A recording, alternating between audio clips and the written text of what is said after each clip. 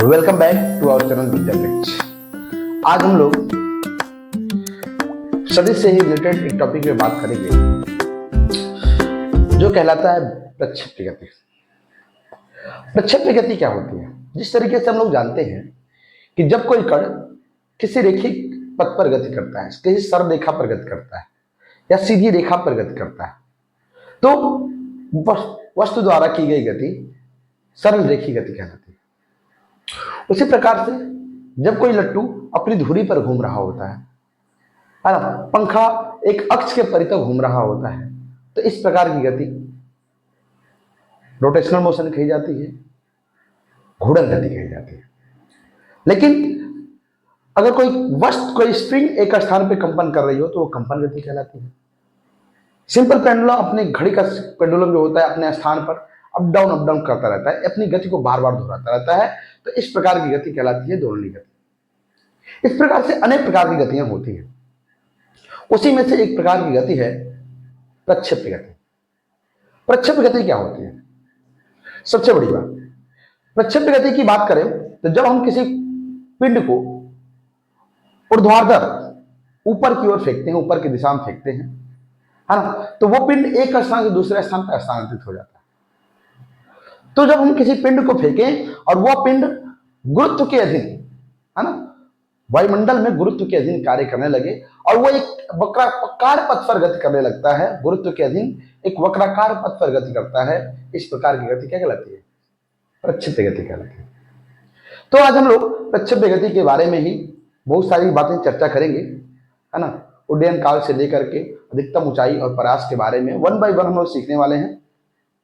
तो देर न करते हुए टॉपिक को स्टार्ट करते हैं। आइए देखेंगे प्रक्षेप्य गति। प्रक्षेप्य गति, प्रोजेक्टाइल मोशन। प्रोजेक्टाइल मोशन,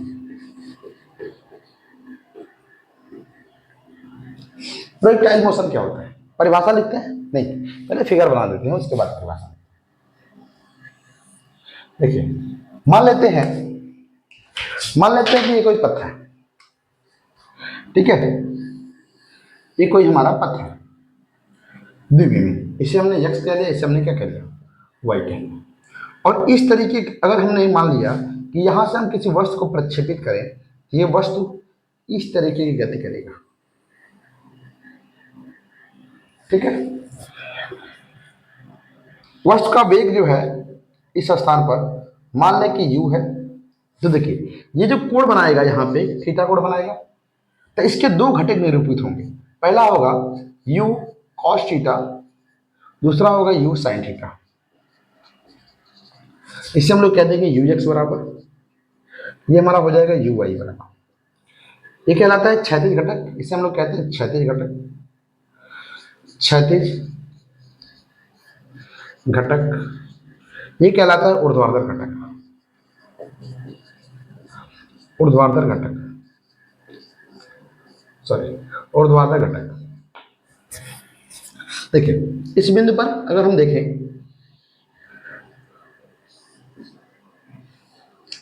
ठीक है, यहां पे भी थीटा कोण, ये हमारा u, ये ux हो जाएगा, ये uy हो जाएगा। ux को अभी देख ही रहे हैं कि हम ux को किससे प्रस्तुत कर रहे हैं? क्षैतिज घटक, और क्षैतिज घटक ux का मान होता है u cos थीटा, इसका होता है u sin थीटा, ठीक है। जब हम उच्चतम बिंदु पर पहुंचते हैं, है ना, तो उच्चतम बिंदु पर पहुंचने में वस्तु की ऊंचाई क्या हो जाती है? h हो जाती है पृथ्वी तल से, या जिस समतल से प्रक्षेपित किया जाता है उस बिंदु से इसकी ऊंचाई अधिकतम हो जाती है। और जब देखिए, जब किसी पिंड को फेंका जाता है तो ये गुरुत्व के अधीन गति कर रही है, और जब गुरुत्व के अधीन गति कर रही हो तो यहां पर एक ही वेग दो रूपों में विभाजित हो जाता है, दो रूपों में टूट जाता है। पहला एक क्षैतिज घटक के रूप में, एक ऊर्ध्वाधर घटक के रूप में, है ना। जो क्षैतिज वेग होता है वो क्षैतिज डिस्टेंस को रिप्रेजेंट कर रहा होता है, और जो ऊर्ध्वाधर होता है वो ऊर्ध्वाधर डिस्टेंस को रिप्रेजेंट कर रहा होता है, ठीक है। तो इस बिंदु पर, अधिकतम बिंदु पर पहुंचने में, यहाँ इसको a मानते हैं, इसको a मान लेते हैं, इस बिंदु को हम b मान लेते हैं। इस बिंदु पर पहुंचने में जो uy है, uy वेग का मान 0 हो जाता है, लेकिन ux not is equal to 0, इसका मान 0 नहीं होता है, ठीक है। फिर कुछ दूरी पर जाने पर वो अब यहां तक जो हमने इसको वेग दिया था u, हमने इसको वेलोसिटी दी थी जो पिंड हमारा था, उस पिंड को हमने वेग दिया था u, और ये गुरुत्व के कारण गुरुत्वीय त्वरण जो है, इस वस्तु पर गुरुत्वीय त्वरण के कारण गुरुत्वीय बल लगेगा और वो जो है इस गति का विरोध करेगा, और जिसके कारण इस बिंदु पर जब वस्तु पहुंचेगी इस बिंदु पर, तो इसका वेग जो हो जाएगा ऊर्ध्वाधर वेग शून्य हो जाएगा, और फिर गुरुत्वीय त्वरण के कारण ये वस्तु की जो गति की दिशा है, वेग की दिशा, ये परिवर्तित हो जाएगी। किसके कारण? वस्तु के वेग के कारण। ठीक है, वेग के कारण परिवर्तित हो जाएगी। ये हमारा कहलाएगा ux, ये uy, ये हमारा u, और यहाँ पे एंगल हमारा बना थीटा। इसी तरीके से इस बिंदु पर देखेंगे, ये हमारा हो जाएगा इस तरीके से। ठीक है, यहाँ पे कोण बनेगा हमारा थीटा, ये ux हो जाएगा, ये हमारा हो जाएगा uy बराबर u साइन थीटा, तो यहाँ पे ux बराबर u cos थीटा। ठीक है, ये प्रारंभिक बिंदु है, ये अंतिम बिंदु है, इसको हम लोग अंतिम बिंदु कहेंगे। अंतिम बिंदु, अंतिम बिंदु, ये प्रारंभिक बिंदु, प्रारंभिक बिंदु। ठीक है, अब प्रारंभिक बिंदु तथा अंतिम बिंदु के जो बीच की दूरी होती है, क्षैतिज दूरी, ये कहलाती है क्या? परास। परास को हम लोग अंग्रेजी में आप प्रदर्शित करते हैं, भाई बताएंगे इसकी परिभाषा। और इस तल से अधिकतम जो ऊंचाई होती है, ये हमारी कहलाती है महत्तम ऊंचाई। ठीक है, बात समझ आ रही है? तो जब कोई कण इस स्थान से इस स्थान तक पहुंचता है, तो इसको जाने में कुछ ना कुछ समय लगता है। मान लेते हैं कि वो समय कितना लग रहा है? t लग रहा है। ठीक है, तो अगर वस्तु को अपनी अधिकतम ऊंचाई को प्राप्त करने के लिए t समय लग रहा है, तो यहां से ये प्रारंभिक अवस्था को प्राप्त करने के लिए, मतलब प्रारंभिक तल को प्राप्त करने के लिए इसे उतना ही समय लगेगा। बात समझ आ रही है? तो आइए परिभाषा लिखते हैं, उसके बाद 1 by 1 सारी चीजों को समझते हैं। ठीक है, तो कहेंगे जब कोई पिंड कहें या वस्तु कहें, ये आपके ऊपर निर्भर करता है क्या कहते हैं। जब किसी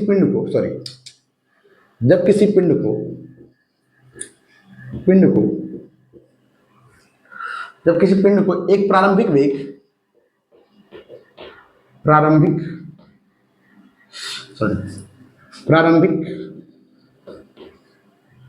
वेग से ऊर्ध्वाधर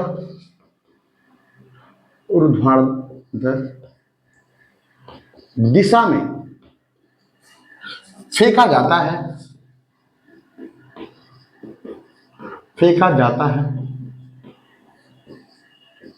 ऊर्ध्वाधर दिशा में फेंका जाता है, तो वह पिंड गुरुत्व के अधीन या गुरुत्वीय त्वरण कह लेंगे, गुरुत्वीय त्वरण के अधीन मतलब समझ रहे हैं, गुरुत्वीय त्वरण के अंतर्गत, इसे भी लिख सकते हैं अधीन या अंतर्गत ना, अंतर्गत समझिएगा, गुरुत्वीय त्वरण के अधीन या अंतर्गत है ना, अंतर्गत ऊर्ध्वाधर, गुरुत्वीय त्वरण के अधीन ऊर्ध्वाधर तल में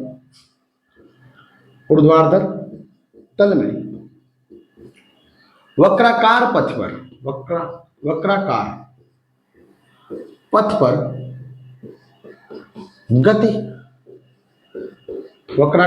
पर गति करता है। पिंड की यह गति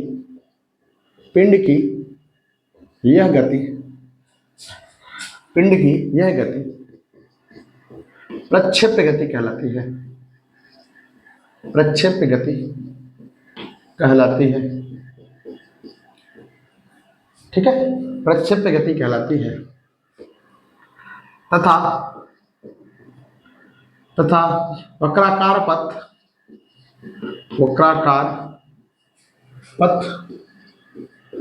प्रक्षेप्य पथ कहलाता है। प्रक्षेप पथ कहलाता है। ठीक है, प्रक्षेप पथ कहलाता है। अब देखिए सबसे बड़ी बात यहाँ पे प्रक्षेप पथ कहलाता है। अगर हम बात करें उदाहरण की, ठीक है, प्रक्षेप्य गति क्या होती है, उदाहरण की बात करें सबसे पहले, तो आप देखते होंगे कि जब हम किसी गेंद को फेंकते हैं है ना। तो गेंद को फेंकते हैं तो वो एक वक्र के आकार का, जैसे वो अगर मान लीजिए किसी गेंद को हम फेंके यहाँ से, कोई ये व्यक्ति हो और ये गेंद को फेंके, तो अगर ये गेंद को फेंकता है तो इसका पथ की दिशा क्या होगी, इस तरीके से पथ प्रगति करेगा। ठीक है, तो किसी गेंद को अगर किसी बल्ले से मारा जाए तो वो वस्तु की जो वो गेंद की जो दिशा होगी, ये जिस पथ पर गति कर रहा होगा वो पथ भी क्या कहलाएगा, एक वक्राकार पथ ही कहलाएगा। तो पहला एग्जांपल अगर ले, रॉकेट में, रॉकेट के ईंधन खत्म होने पर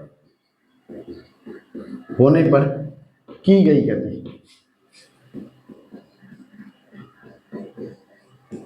रॉकेट का जब ईंधन खत्म हो जाए तब देखिए किस तरीके से वो गति करता है। अच्छा, दूसरा अगर देखें, जब लड़ाकू विमान होते हैं, लड़ाकू विमान द्वारा बम गिराने पर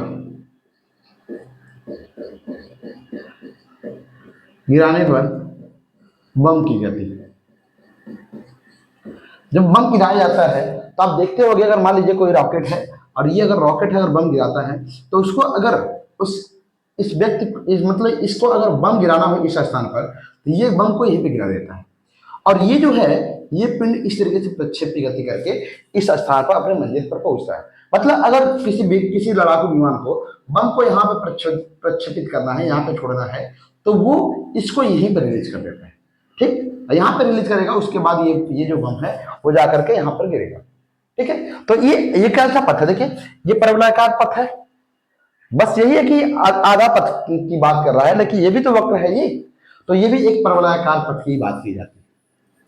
बात सुना रही है। तीसरा अगर देखें, तीसरी बात देख लें तो क्या है, बल्ले से गेंद के टकराने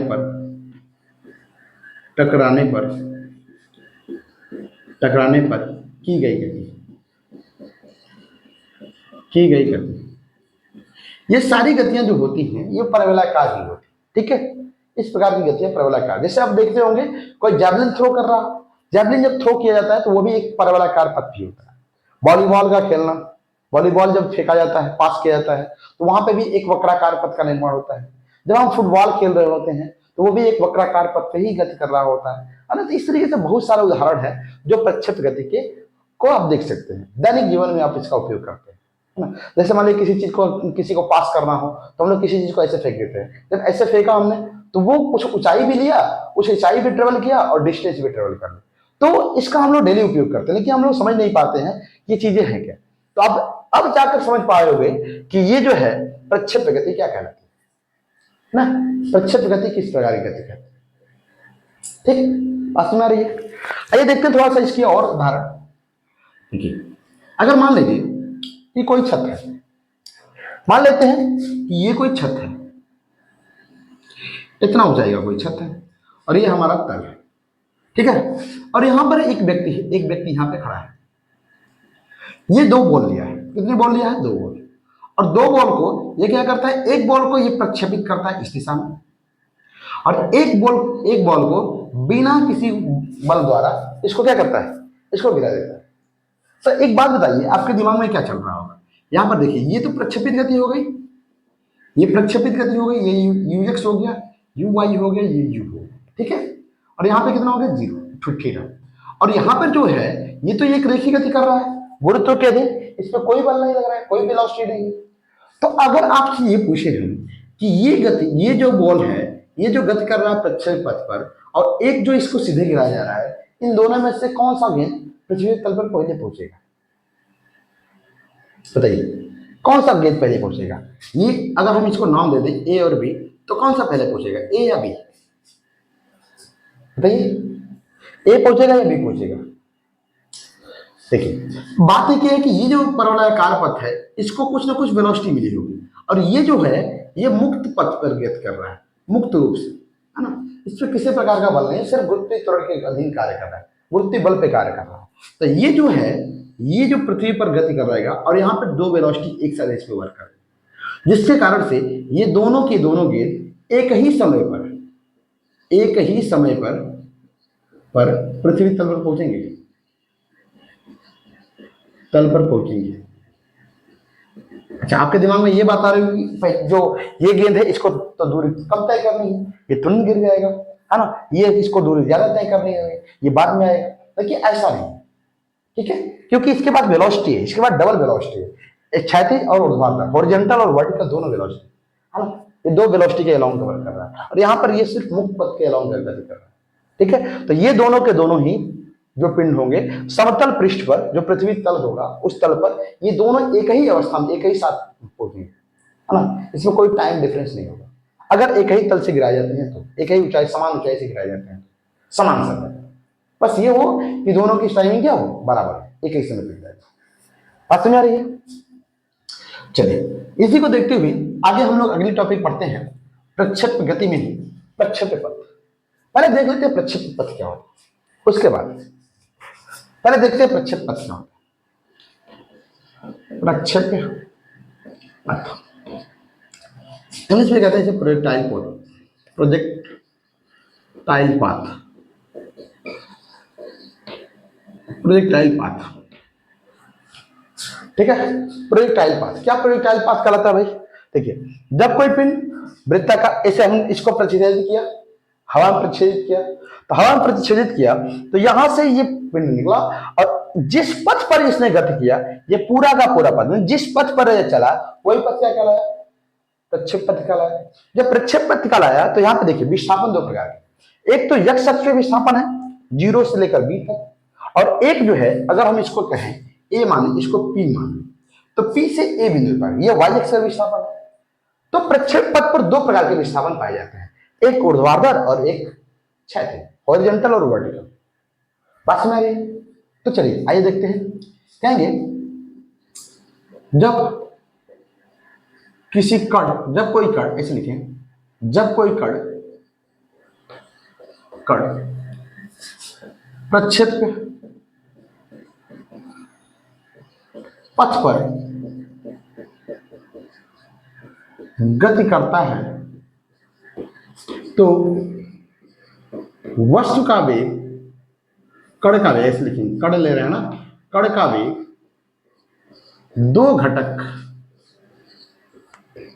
ऊर्ध्वाधर एवं क्षैतिज घटकों के रूप में वियोजित हो जाता है, वियोजित हो जाता है, दो घटकों के रूप में वियोजित हो जाता है। ठीक है, ऊर्ध्वाधर और क्षैतिज घटक। तो कहेंगे ऊर्ध्वाधर घटक कौन सा घटक? पहले क्षैतिज लिखते हैं, क्षैतिज घटक, क्षैतिज घटक, क्षैतिज घटक क्या है? यू एक्स बराबर U sine U cos theta, U cos theta, देखिए कॉस थीटा है। ऊर्ध्वाधर घटक, ऊर्ध्वाधर घटक यू वाई बराबर यू साइन थीटा। ठीक है, तो देखिए जब वेलोसिटी दो है तो विस्थापन भी दो होंगे, जाहिर सी बात। जब विस्थापन दो होंगे, जब वेलोसिटी दो है तो विस्थापन दो होंगे। तो कहेंगे यहां पर, कहेंगे क्षैतिज, क्षैतिज, ऐसे क्षैतिज लिखे नहीं, ऐसे लिखते हैं प्रक्षेपित किए जाने पर, प्रक्षेपित किए जाने पर कण ले रहे हैं ना, कण का क्षैतिज विस्थापन, क्षैतिज विस्थापन, ये ठीक रहेगा, विस्थापन और क्षैतिज विस्थापन। क्षैतिज विस्थापन कितना? देखिए x अक्ष पे है तो x ले लेंगे, y अक्ष पे इसका कितना था? r h था, तो हम कह सकते हैं कितना ले लें? x ले लेते हैं। x बराबर कह देंगे, देखिए हम पहले जानते हैं चाल बराबर होता है दूरी बटे में, चाल बराबर दूरी बटे में समय होता है। समय बराबर दूरी बराबर क्या होगा भाई? दूरी बराबर चाल गुणे समय हो जाएगा। तो देखिए चाल कितना है? क्षैतिज चाल हमारा है u cos थीटा, ऐसे लिखते हैं ux डॉट t, ux का मान कितना है? u cos थीटा, लिख देंगे x बराबर you cos theta, U cos theta into T. ठीक है, तो यहां पे इसको हटा देते हैं, लिखेंगे दिस इंप्लाई दैट पी बराबर x upon you cos theta. ठीक है, तो अगर कहेंगे पुनः ऊर्ध्वाधर, ये क्षैतिज विस्थापन था, पुनः कण का ऊर्ध्वाधर विस्थापन, ऊर्ध्वाधर विस्थापन। अब देखिए यहां पे तो क्षैतिज था, तो यहां पे ठीक था, लेकिन अब यहां पे ऊर्ध्वाधर की बात करेंगे तो यहां पे गुरुत्वीय त्वरण इन्वॉल्व हो रहा है। तो अब हम लोग जानते हैं कि जब कोई वस्तु गुरुत्वीय त्वरण के अधीन गति कार्य कर रहा होता है तो यहाँ पे 3 समीकरण बनते हैं। जब कोई पिंड पृथ्वी तल से दूर जा रहा हो उसके लिए गति का पहला समीकरण होता है v बराबर u माइनस जी टी। गति का दूसरा समीकरण h बराबर ut माइनस 1/2 GT स्क्वायर। तीसरा समीकरण होता है v स्क्वायर बराबर u स्क्वायर माइनस 2gh। ये 3 समीकरण होते हैं, पहला, दूसरा और तीसरा। तो आप देखिए हम लोग विस्थापन निकाल रहे हैं वाई एक्स के लोग, हाइट विस्थापन वाई एक्स पे विस्थापन कितना एच हो गया, तो कहेंगे विस्थापन कितना हो गया एच बराबर यू, यू की बात कर रहा है, ये ऊर्ध्वाधर के लिए कौन सा घटक बनेगा यू वाई, तो क्या देंगे U Y T equal minus 1/2 GT square. ठीक है, एच बराबर लिखेंगे क्या, देखिए तो यू आई का मान कितना है you sine theta, you sine theta. ठीक है, टी का मान है x upon you cos theta बराबर माइनस 1/2 जी। टी का मान कितना है x upon you cos square theta, cos theta only, क्योंकि इसका होल स्क्वायर करेंगे। ठीक है, तो देखिए यू से यू क्या हो जाए कैंसर। और हम लोग एक चीज जानते हैं कि sine theta upon cos theta, इसका मान कितना होता है भाई tan थीटा, पता है। तो देखिए साइन अपॉन कॉस कितना हो जाएगा tan, एच बराबर कह देंगे यहाँ पे, देखिए tan theta into you x है ना, एक्स माइनस 1/2 जी है जी, ये कितना हो जाएगा x square upon U square cos square theta. बात समझ आ रही है, देखिए ये हमारा बन गया इतना, H is equal to tan theta dot X minus 1/2 G X square upon U square cos square. बात समझ आ रही है, कोई डाउट्स है यहाँ पर, दिखाई दे रहा है, ठीक है सही है, यहाँ तक चीजें आ रही है। ठीक है, तो ये हमारा हो गया यक्ष अक्ष पे विस्थापन, क्षैतिज विस्थापन, ये हमारा हो गया ऊर्ध्वाधर विस्थापन, दोनों घटकों में विस्थापन हो गया। ठीक है, दो पथ बने, एक ऊर्ध्वाधर पथ, देखिए ये ऊर्ध्वाधर हो गया और ये हमारा क्या हो गया क्षैतिज हो गया। ऊर्ध्वाधर को हम हाइट कह लेते हैं और क्षैतिज क्या कहते हैं परास। इसको भी हम लोग अभी बात करेंगे, है ना, अलग समीकरण से फाइंड आउट करेंगे, लेकिन अभी हम पथ की बात कर रहे हैं, क्षैतिज पथ की बात कर रहे हैं।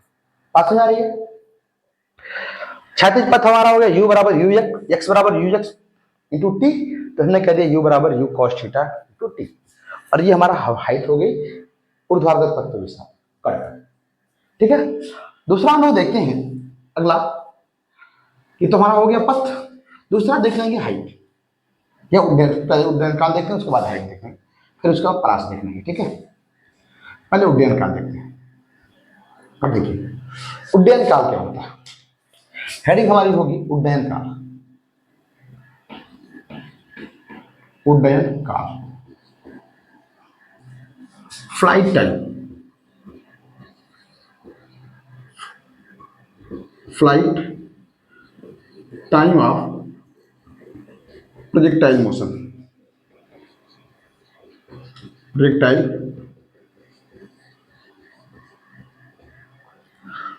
Flight time of projectile motion.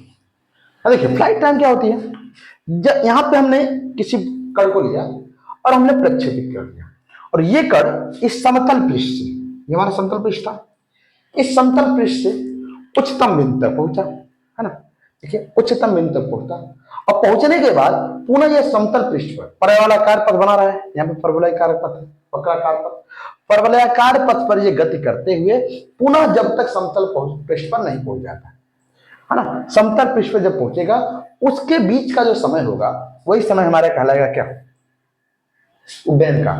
मतलब प्रारंभिक बिंदु से अंतिम बिंदु तक, समतल पृष्ठ के प्रारंभिक बिंदु से अंतिम बिंदु तक पहुंचने में लिया गया समय क्या कहलाता है, फ्लाइट टाइम कहलाता है, उड्डयन काल कहलाता है। तो लिखेंगे समतल समतल पृष्ठ से, समतल पृष्ठ से, समतल पृष्ठ द्वारा, ऐसे लिखिए समतल पृष्ठ द्वारा किसी कण को उच्चतम बिंदु तक, उच्चतम बिंदु तक, समतल पृष्ठ द्वारा किसी कण को उच्चतम बिंदु तक अपने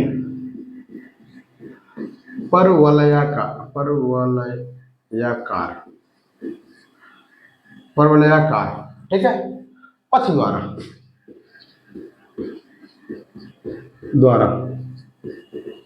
उसी समतल पृष्ठ, समतल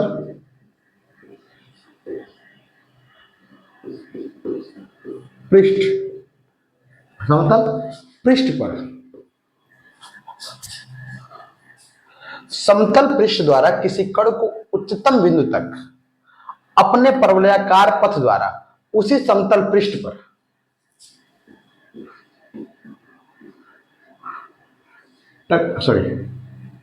टकराने में लिया गया समय, टकराने में लिया गया समय उड्डयन काल कहलाता है, उड्डयन काल कहलाता है। अच्छा, दूसरी परिभाषा एक छोटी सी लिख लेते हैं, है ना, कहेंगे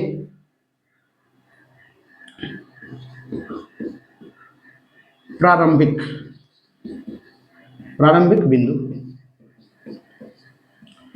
बिंदु से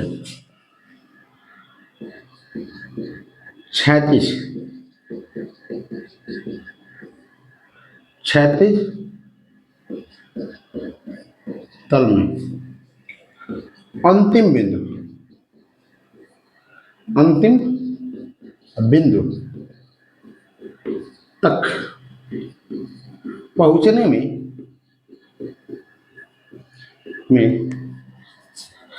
कण द्वारा लिया गया समय, कण द्वारा लिया गया समय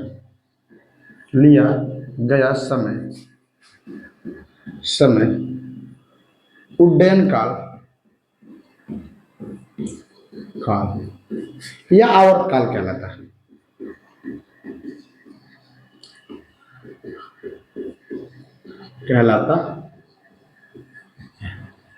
इसे हम लोग टी से प्रदर्शित करते हैं। किसे प्रदर्शित करते हैं? टी से। आवर्त उड्डयन काल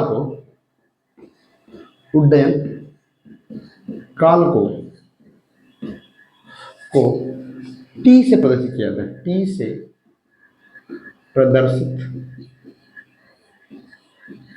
किया जाता है, टी से प्रदर्शित किया जाता है। ठीक है, बात समझ आ रही है? तो देखिए, ये हमारा प्रारंभिक बिंदु हो गया, ये हमारा अंतिम बिंदु। जब कोई कण प्रारंभिक बिंदु पर गति करना प्रारंभ करेगा, यहां से गति करना प्रारंभ करेगा, कोई ना कोई वेलोसिटी उसकी होगी, और जब ये कण अंतिम बिंदु पर पहुंचेगा उस समय वस्तु का जो वेग हो जाएगा, जो इसका वेग होगा, वो अंतिम में क्या होगा, यूएक्स का मान कितना हो जाएगा? 0, क्योंकि यहाँ पे कोण कितना बना रहा है भाई? 0 बना है, तो कितना हो जाएगा यूएक्स का मान 0 हो जाएगा।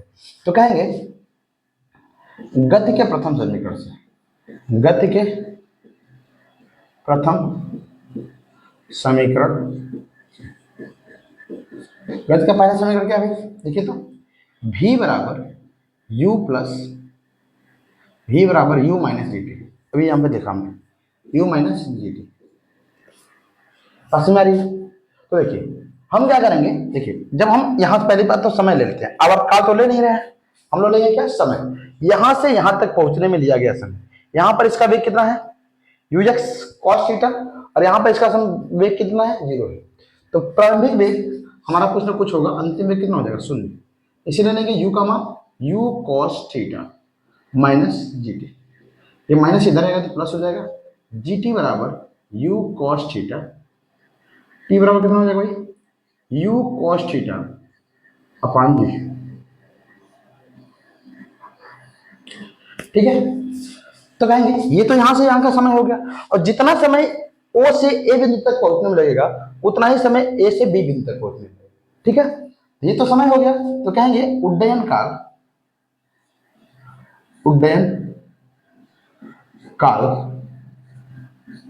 बराबर टी बराबर 2t। टी बराबर कितना हो जाएगा भाई, 2u साइन थीटा अपन कितना हो गया,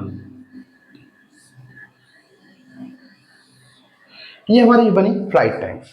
अब देखिए ये फ्लाइट टाइम जो है प्रारंभिक वेग पर तो निर्भर करेगी, जो वस्तु का वेग है उस पर तो निर्भर करेगी, लेकिन साथ ही साथ ये कोण के ऊपर भी निर्भर करेगी, मतलब किस एंगल पर वस्तु को फेंका जा रहा है, जिस एंगल पर फेंका जाएगा उसके अकॉर्डिंग। अगर मान लीजिए किसी को 0 एंगल पर फेंका जाए तो 0 एंगल पर फेंका जाए, तो जब एंगल ही 0 हो जाएगा तो टाइम पीरियड कितना हो जाएगा, तुरंत 0 हो जाएगा, क्योंकि साइन थीटा का मान कितना होता है, साइन 0 इसका मान 0 होता है, तो वहां पे 0 हो जाएगा।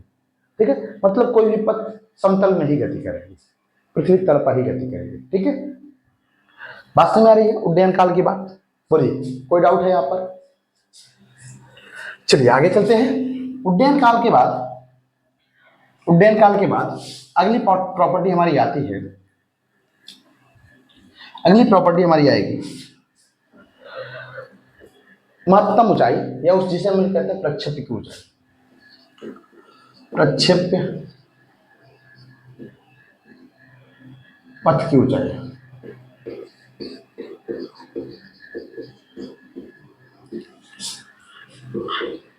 हाइट ऑफ प्रोजेक्टाइल मोशन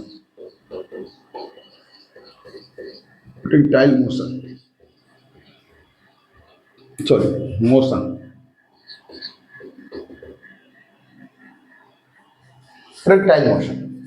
क्या होता है, प्रोजेक्टाइल मोशन देखिए समतल से वाई एक्स पर जो अधिकतम दूरी होगी वही हमारे क्या कहलाएगी, प्रोजेक्टाइल मोशन, और इसे हम लोग किससे प्रदर्शित करते हैं, एस से प्रदर्शित करते हैं। ठीक है, तो आइए देखते हैं, कहेंगे पिंड कहें या कण कहें, कहेंगे पिंड के पिंड लिखें, कण लिखते हैं। जब किसी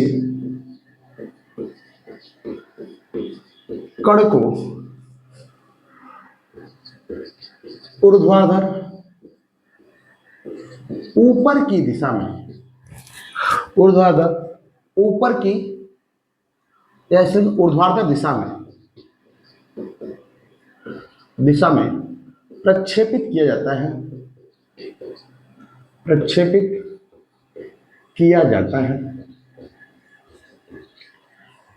किया जाता है, तो कण द्वारा प्राप्त ऊर्ध्वाधर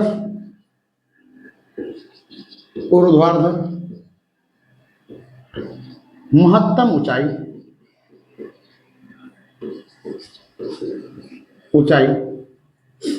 प्रक्षेप्य की ऊंचाई कहलाती है, प्रक्षेप्य की ऊंचाई कहलाती है, ऊंचाई कहलाती है, प्रक्षेप की ऊंचाई कहलाती है। इसे हम लोग किससे प्रदर्शित करते हैं, कहेंगे प्रक्षेप पथ की ऊंचाई, प्रक्षेप पथ की ऊंचाई किससे प्रदर्शित करते हैं, स्मॉल एच या कैपिटल एच को किसी से प्रदर्शित कर सकते हैं, स्मॉल एच या कैपिटल एच से प्रदर्शित करते हैं, ठीक है, इसे प्रदर्शित करते हैं। बात समझ आ रही है? तो देखिए, हमको निकालना ऊंचाई, हमको पता है प्रारंभिक वेग और अंतिम वेग। ठीक है, अंतिम वेग यहाँ पे हो जा रहा है 0, इसका मान हो जा रहा है 0, और यहाँ पे इसका प्रारंभिक वेग कुछ ना कुछ है यू वाई का मान, और यहाँ पे यू एक्स का मान कुछ नहीं है ना, यू वाई का मान कितना है 0। तो जब ऊर्ध्वाधर वेग की बात करें, हमें ऊर्ध्वाधर की बात चाहिए, ऊर्ध्वाधर डिस्टेंस चाहिए, तो यहाँ पे हम बात करेंगे ऊर्ध्वाधर वेलोसिटी। ऊर्ध्वाधर वेलोसिटी यहाँ पे कितना है यू साइन थीटा, और यहाँ पर कितना है वाई का मान 0। तो प्रारंभिक है यू साइन थीटा और अंतिम कितना है 0। इसे हम लोग लेंगे, कहेंगे हम जानते हैं क्या जानते हैं, गति का तृतीय समीकरण v स्क्वायर बराबर यू स्क्वायर माइनस 2gh। ठीक है, क्या होगा, प्रारंभिक वेग कितना है भाई, प्रारंभिक वेग है इसका u बराबर u बराबर यू साइन थीटा, अंतिम वेग कितना है v बराबर यू वाई बराबर 0। ठीक है, तो क्या करेंगे, ये हो जाएगा 0, ये हो जाएगा you square sine square theta minus 2gh। इसको हम लोग इधर लेके आएंगे, ये हो जाएगा 2gh बराबर U square sine square theta, तो कह सकते हैं h बराबर U square sine square theta बराबर 2g। अक्षांतर कर दिया हमने, देखिए इतना मान मिला, हमने इसको इधर भेज दिया, इधर मल्टीप्लाई इधर जाएगा डिवाइड भी जाएगा। ठीक है, कहेंगे यदि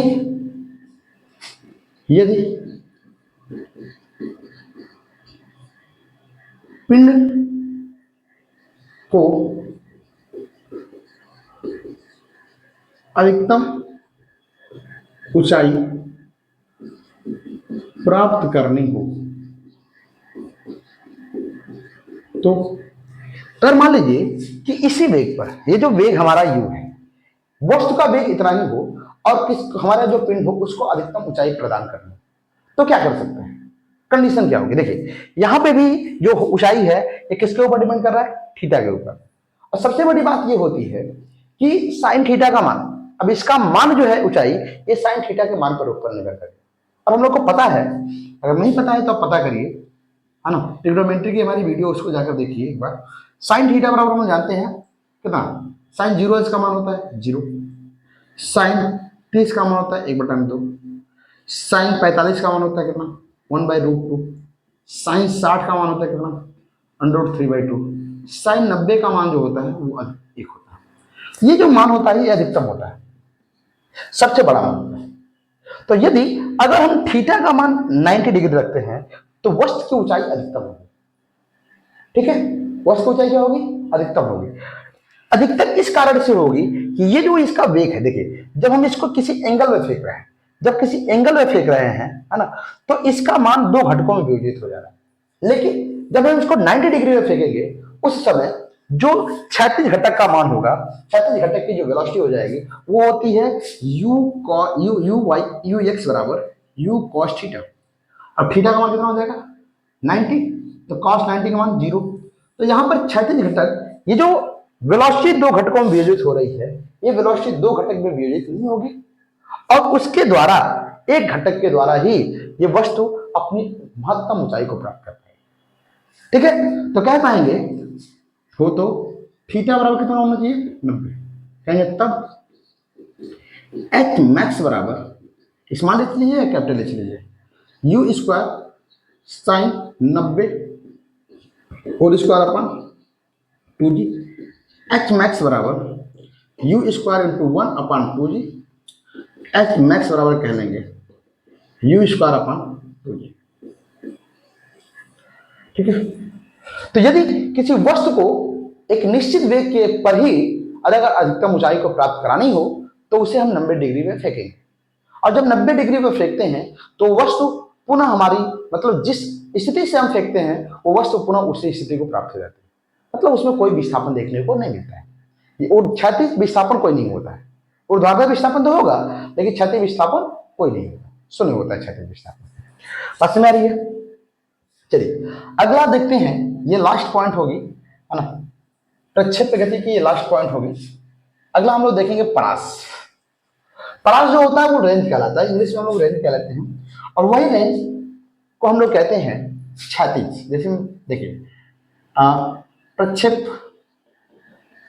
प्रक्षेप पथ का परास, range of projectile motion, projectile motion,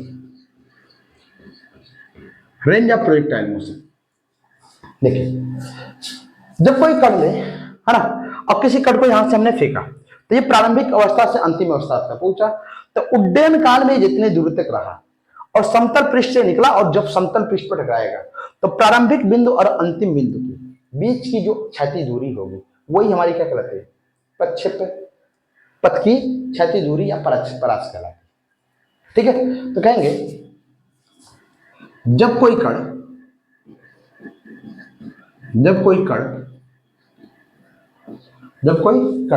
अपने उड्डयन काल के दौरान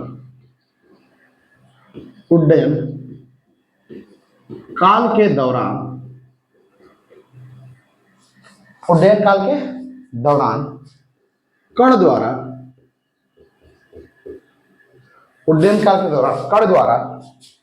तय की गई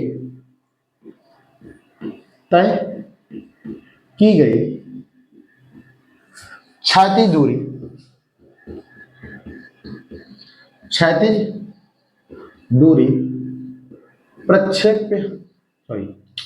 प्रक्षेप्य पथ का परास कहलाता है।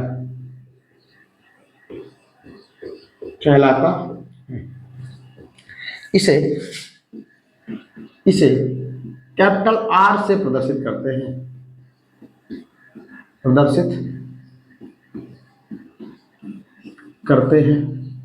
किससे प्रदर्शित करते हैं, कैपिटल आर से प्रदर्शित करते हैं।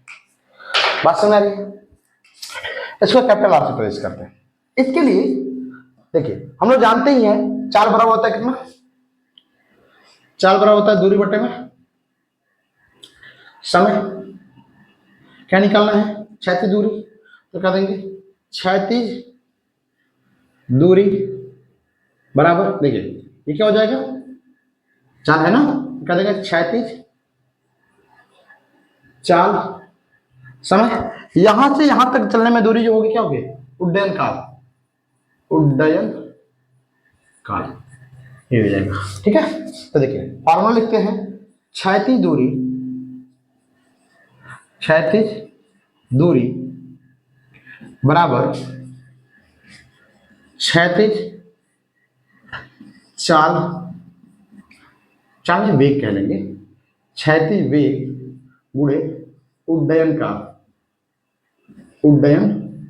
काल। क्षैतिज दूरी कितनी हो जाएगी, क्षैतिज दूरी को हम लोग रेंज कह रहा है, रेंज हमारा हो जाएगा are.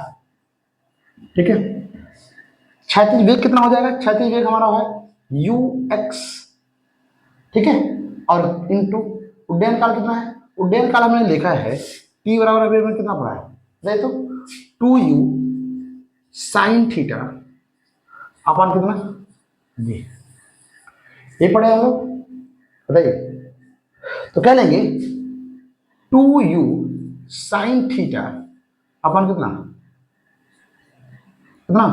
Ji.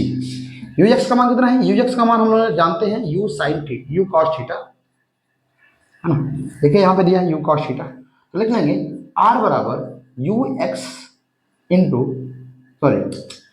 You cos theta into U 2u sine theta upon G. ठीक है, तो आर बराबर कह सकते हैं, देखिए क्या हो जाएगा, यहाँ पे u का u में गुणा कर देंगे यू स्क्वायर, और ये हो जाएगा 2 sine theta into cos theta upon G. त्रिकोणमिति का एक फार्मूला हम लोग जानते हैं, सिंस साइन 2 थीटा बराबर कितना 2 sine theta into cos theta, ये हम लोग जानते हैं। ठीक है, इसके स्थान पे लिख देंगे कितना, तो कह देंगे यू स्क्वायर बराबर साइन 2 थीटा अपन कितना, बात समझ आ रही है? कोई डाउट है यहाँ पर? कोई डाउट नहीं। अच्छा एक चीज और देखिए, देखिए अभी हमने कहा कि यदि थीटा का मान कितना, परास में जब हाइट हम लोग पढ़ रहे थे तो हमने कहा कि यदि थीटा का मान 90 डिग्री है, तो यहाँ पे थीटा नहीं है, यहाँ पे कितना है 2 थीटा। अगर 2 थीटा का मान 90 डिग्री तो कहेंगे अधिकतम परास के लिए, अधिकतम परास के लिए, अधिकतम परास के लिए क्या होगा, 2 थीटा बराबर कितना हो जाएगा, 2 थीटा बराबर हम कितना ले लें 90, जिससे इंप्लाई दैट थीटा बराबर कितना हो जाएगा 45 अपन कितना, सॉरी 9 ऐसे लिख दें 90 बराबर 90 अपन 2 इज इक्वल टू 45। ठीक है, तो क्या लेंगे R बराबर यू स्क्वायर साइन 90 अपन कितना G, तो R मैक्स बराबर हो जाएगा यू स्क्वायर अपन कितना ये। तो देखिए यदि किसी कोई वस्तु हो, अगर उसे यहां पे देख पा रहे हैं अधिकतम के लिए कि यदि कोई वस्तु हो 2 थीटा का मान अगर 90 हो तो थीटा का मान कितना हो गया 45। अगर किसी वस्तु को पृथ्वी तल से, इस तल से पृथ्वी तल से, जैसे इसको फेंका जा रहा है ये पृथ्वी तल से मान लीजिए, तो अगर इस पृथ्वी तल से अगर 45 डिग्री पर फेंकते हैं, 45 डिग्री पर फेंकते हैं इसे, तो 45 डिग्री के फेंकने पर यह वस्तु अधिकतम परास को प्राप्त करेगा, मतलब अधिकतम दूरी प्राप्त करेगा। अगर इससे कोण ज्यादा होता है 45 से, तब भी ये अधिकतम दूरी को प्राप्त नहीं कर पाएगा। अगर कोण कम होता है तब भी ये 45 डिग्री को प्राप्त नहीं कर पाएगा। एक एग्जांपल समझते हैं हम लोग, ठीक है, एक एग्जांपल लेते हैं उसके अकॉर्डिंग समझते हैं। जैसे मान लीजिए कि यहां पर कोई ये समतल हो, अब किसी कण को हम लोग 45 डिग्री पे ऐसे फेंका, ठीक है, ये हमारा कोण कितना होगा 45 डिग्री।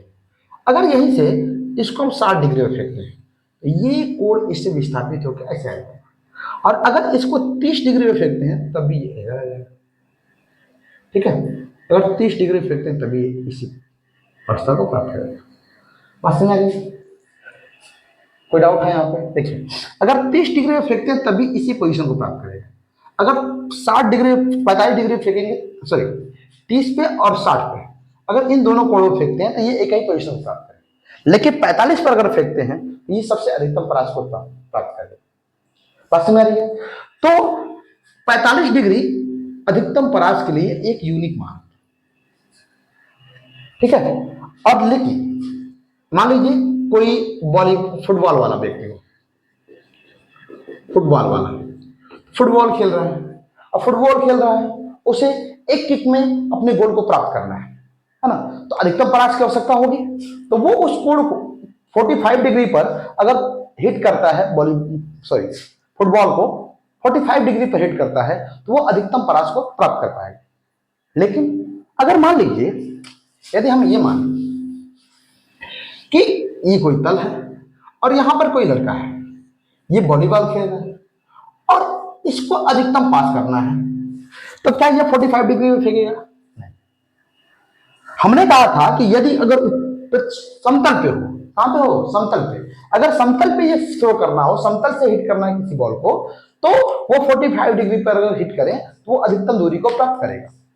लेकिन यदि कुछ ऊंचाई पर हो, देखिए ये ऊंचाई पर है, यहां पर ये बॉल को हिट कर रहा है बेचारा, है ना, तो इसके लिए 45 डिग्री नहीं होगा, इसके लिए जो थीटा का मान होगा वो लेस देन 45 होगा, 45 डिग्री से कम होना चाहिए।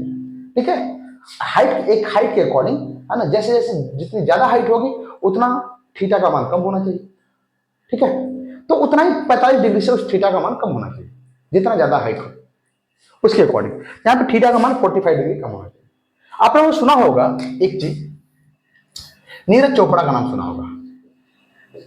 नीरज चोपड़ा जैवलिन थ्रो थे, है ना, जैवलिन थ्रो किया उन्होंने और जिसमें उन्होंने गोल्ड मेडल जीता।